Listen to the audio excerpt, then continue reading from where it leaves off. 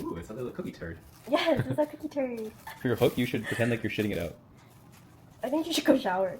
So my boyfriend's parents invited us on a Christmas trip to Palm Springs and Joshua Tree, and I had the brilliant idea to bake as many cookies as possible one day before we had to leave, because are you even baking if you're not completely stressed the fuck out doing it during the holidays? We're going to be nonsensically tackling 6 entirely different cookies, so please do try to keep up as I jump scare you with a different dough every 10 seconds. My plan is to prep the dough for all but 2 of the cookies the night before and bake them the morning of. And for those 2 exceptions, I'll be fully baking the almond biscotti the same night, because biscotti is arguably better after having time to sit and soften a bit for a day, and the Girl Scout Samoa bars I'll just be starting and finishing the same day, because there's an annoying caramel element to it that I'm slightly dreading and fearing, so in true form, I will be procrastinating on it. Now the matcha dough is done, and now we're finishing up the almond biscotti, and don't mind me taking my baker's tax here, but this moment was actually an experiment because my mouth has been feeling quite itchy when I drink almond milk, so I geniusly deduced that I must be allergic to almonds, but I further geniused that maybe I'm not allergic to cooked almonds, and my mouth actually did feel totally fine after trying the almond biscotti, so I think I should be running all of the country's experimentations from now on, since my intuition is so obviously strong.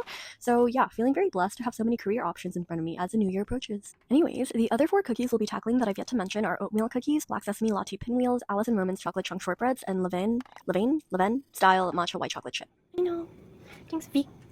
Oh, you good girl! The pinwheels were by far the most finicky, and I had to play around a lot with the sesame paste bit because I wanted to offset some of the bitterness with honey, but that also meant I would have to add more flour to just the black sesame dough since the honey is additional moisture. And just in general, both doughs were like an extra soft, creamy Play-Doh texture, so I found that it was very important to leverage plastic wrap here for shaping, because one of the top 10 worst feelings in the world is getting dough wedged under your nails, and we're riding into the new year as kings and queens only, so we don't deserve that, and I'm not gonna let that happen to you. The next day. Holy fuck, it's finally the morning of, but I don't want to mislead you since social media is actually so misleading, and we should all try to rise above that. So in the spirit of radical honesty, I'm going to tell you that I did in fact wake up at 11:30 a.m. this morning and not 9 a.m. like I originally planned and set my alarm for, much to my boyfriend's horror, as he actually did wake up to my alarm while I snored through it. And not only is 11:30 barely qualified as morning, but it also did push the whole day out and make us several hours late to Palm Springs, but it low-key helped us beat the traffic.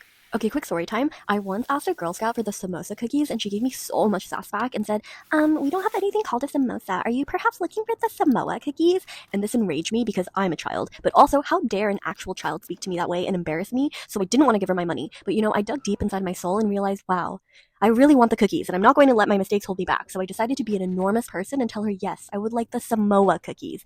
And she told me they were out, and I screamed and cried internally. But guys, we're just churning out all the cookies now, and look how good they're looking! I was genuinely so pleased with how it all turned out. So the moral of the story here is that if you ever spontaneously have a diabolical idea to take on a ridiculously hands-on and time-intensive endeavor with little to no time to accomplish it, just do it. Okay, thank you, bye!